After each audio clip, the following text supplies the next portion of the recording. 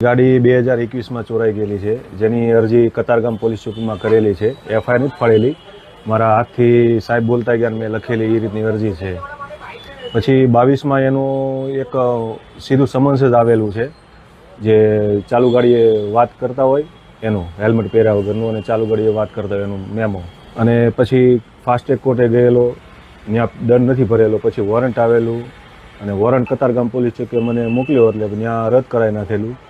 3 મહિના પહેલાં ફરીવાર પાછો વગર હેલ્મેટનો અને વીમો એક્સપાયર થઈ ગયેલાનો ફરીવાર ઈ ચલણ આવેલું છે, અને એના 90 દિવસ પૂરા થયા છે. અને હવે મેસેજ આવે છે તમારે પાછો વોરંટ આવશે, મેમો આવશે એ રીતનું. 5 વર્ષ થઈ ગયા છે જે ગાડી મળી નથી, અને ઉધના અને એ સાઈડ બધે ફરે છે ગાડી. લાપરવાહી તો પોલીસ ખાતાની જ હોય, કારણ કે ગોતવાનું તો એનું કામ છે. બધું ફૂટેજ આવે છે. મારી પાસે ચોરાઈ ગઈ ગાડી એનો 45 મિનિટનો ફૂટેજ છે, જે મેં કતારગામ પોલીસ ચોકીએ આપેલો છે. અને આ ફોટા સાથે બધાના આવે છે, એરિયા વાઇઝ આવે છે કેમેરામાં, તો પણ શોધી શકતા નથી.